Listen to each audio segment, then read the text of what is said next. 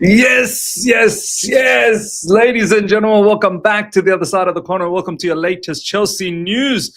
Joao Pedro's announcement, it is now official. It has now been made. It's confirmed. Chelsea have announced Joao Pedro. But do you know what? That's not even the special news of the day. For me, the biggest special news is Joao Pedro, ladies and gentlemen, he's already training.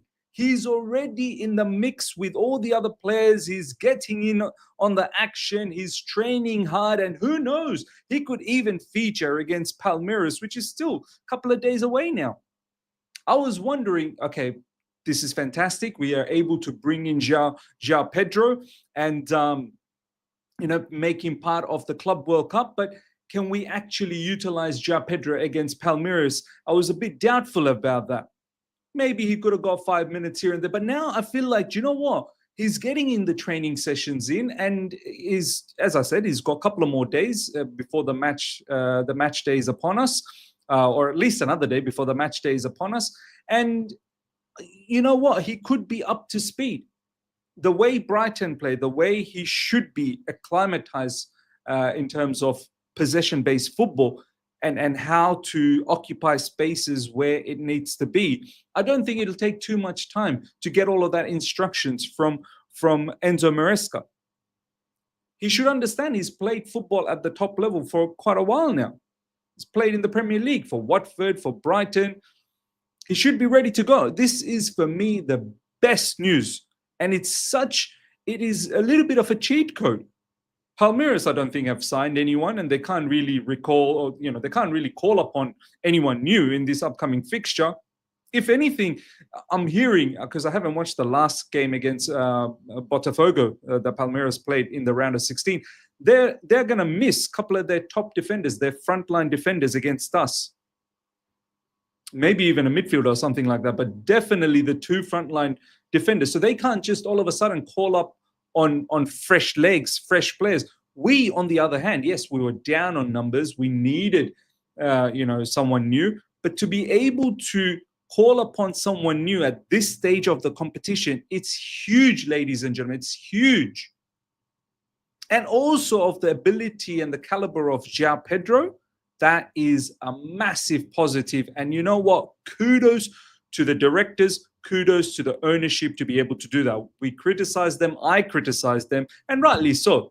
We've rightly criticized them where they needed to be criticized. But in this instant, they've done a madness. They really have. They've given us a great injection of a little bit more authority, a little bit more confidence moving into this latter stage of the tournament, which hopefully will help us reach to the final and eventually hopefully win it. Joao Pedro really gives that, that oomph, that X factor moving into this Palmeiras fixture that we can potentially call upon off the bench and really explode and annihilate Palmeiras. I'm hoping that it doesn't come to that situation. I hope we take care of Palmeiras well beforehand. No, I'm not taking Palmeiras lightly one bit. I know what this competition is about.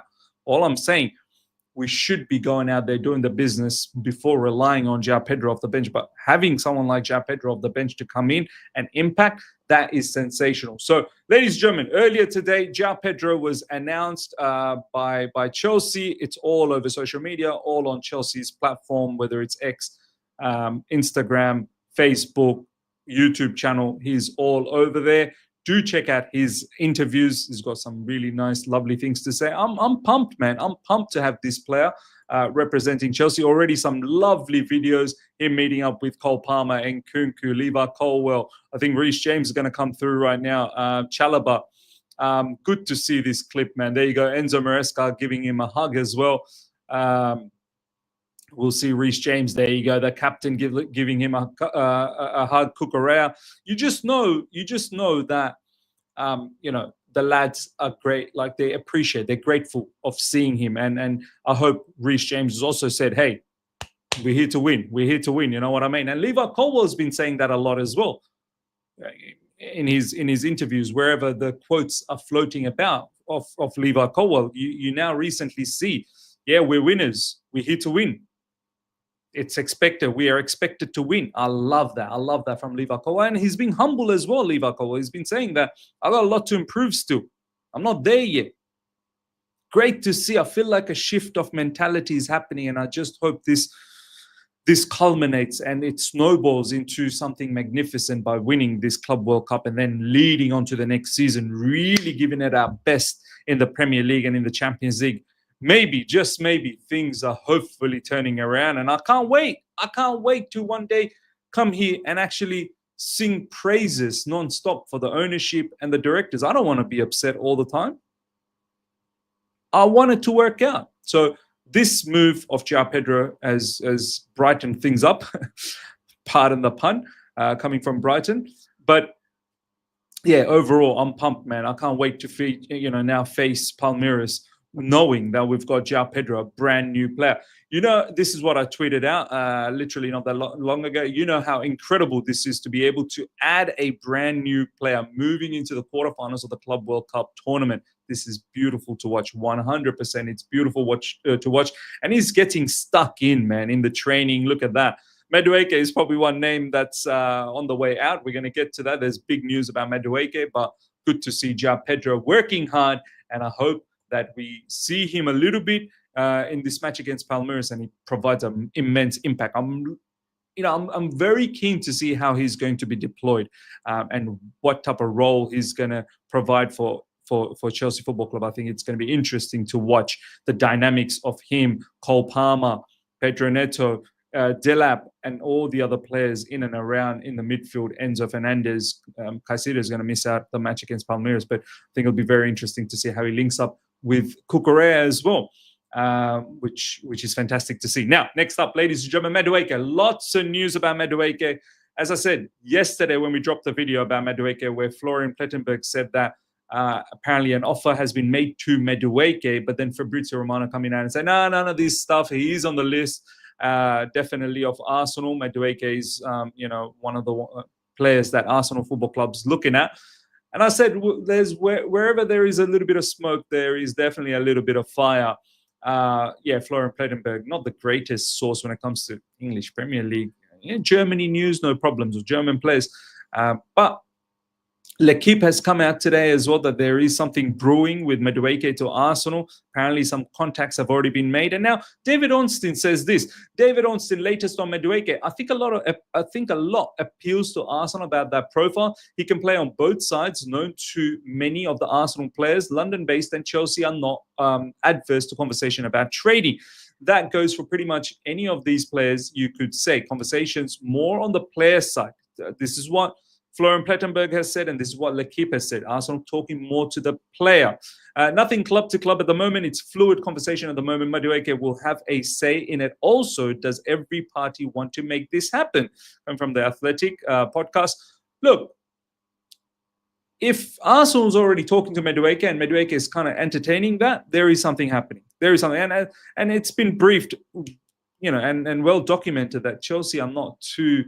Not too upset about this situation. They understand we've got in quite a few new players. It's time that we move on from players like Madueke and maybe down the track Nicholas Jackson. We've seen enough. We've now seen enough. We've now seen 2.5 seasons worth of Madueke. We can now come to a conclusion that, look, he's not lived up to the challenge. He's not lived up to what we've expected of him. Some people even thought, he could be the Ribéry kind of a player on that right side, cutting in with his left. He never. Look, his strongest suit is on that right side, but even then, he hasn't really blown things apart. And then he's been shifted to the left side, and he looks probably even worse. So him moving to Arsenal, I've got no issues about this. Honest opinion, I've got zero issues. A lot of people are saying he's going to be a backup to Bukayo Saka. All right, so be it. He's not the quality, man. He's not. He's a good player. He's an okay player, but he's not the quality. And for Arsenal to think, you better pay big money. This is the right time to get rid of Madueke. You're going to fetch the most money for Madueke right now. The stocks are good because he hasn't really, declined immensely. We as Chelsea fans know he's not the level, but his stocks are okay. He's English international player. right now is the best level of money we're going to get for Madueke and Nicholas Jackson. So I'm happy to part ways because I've seen enough, and I'm not worried one bit if he joins Arsenal. I've got no, nervous feeling that he's going to turn out to be a monster. No, not at all. Not at all. And if anything, thank you so much, Arsenal. You're probably wasting your money, but I'll take the cash. Just like all the other ex-Chelsea players that have gone to you, they've all been rejects. Madueke, we've seen enough to say he's not good enough. Is he going to get better? Time will tell, but I have a feeling he's not. He's not. So watch this space, ladies and gentlemen. Lots of movement happening at Chelsea Football Club. We've already got Gittens. We've already got Joao Pedro. He's training already, as we've seen. Talks about Mohamed Kudus. All of this will force Madueke out of Chelsea Football Club, and I'm all fine with that. Next up, ladies and gentlemen, big news about Romeo Lavia. Lavia hasn't been seen in the training for the last 2 days. A lot of people getting worried about this. Already we know Caicedo is not available against Palmeiras, and that could be a bit of a tough situation for us. But I feel like, once again, no disrespect to Palmeiras, we should be taking care of them. I don't want to see any funny business with Reece James trying to be a midfielder, although I feel like that might be the case. We've got Dario Sugu, who they've sold to us. When Caicedo's not around, Sugu is going to play. So I fully expect Sugu to start. If Lavia doesn't start, then we could have a bit of a problem. No Lavia, no Caicedo. That's a lot of our winning duo right there, and a lot of the control right there that might disappear. And maybe a good opportunity for Andre Santos to come in. But Andre Santos and Enzo Fernandez have both looked at players that are attacking eights, basically. They're not really looked at, defensive midfielders or central midfielders. So who knows? Maybe Reece James is forced to come into midfield if both Caicedo and Romeo Lavia is not available. But I also think maybe we are managing Romeo Lavia. Romeo Lavia, do remember, ladies and gentlemen, he's got a massive injury history. And, the last game was, 5 days away or 6 days ago. And maybe we're just managing his workload, and perhaps in the upcoming day, tomorrow, he might train and then he might be ready for Palmeiras. We'll see what happens. But so far, ladies and gentlemen, Romeo Lavia hasn't been seen in the training ground for the past 2 days, which is overall a bit of a concern. But let's watch this space. Next up, Sunderland are close to signing George Petrovic. This, for me, is crazy. First call from Sasha Tagliori, and then Mike McGrath has also reported on this. I just find this strange. We're looking for 25 million, which for me is even more stranger. Goalkeeper of his caliber, we should be able to get at least 30 million. He's had a stellar season at Strasbourg, but we need a goalkeeper. We're letting go of the one that actually has shown some level of promise, and now he's going to Sunderland most likely. I find this whole situation so bizarre. Petrovic could have done better. Sunderland they've been relegated and they've gone to the Championship now. Sunderland. Sunderland are in the Premier League, by the way. They've been promoted to the Premier League. Actually, all right. Come to think of it, I'm thinking Southampton. Sunderland. Look, even then, Sunderland, sure, they got promoted to the Premier League, but are they going to be favourites to stick around in the Premier League? No, they're probably one of the favourites to get relegated. Is that where George Petrovic wants to be, in a relegation battled club? Yeah, I'm not really sure. I just find this whole thing a bit strange.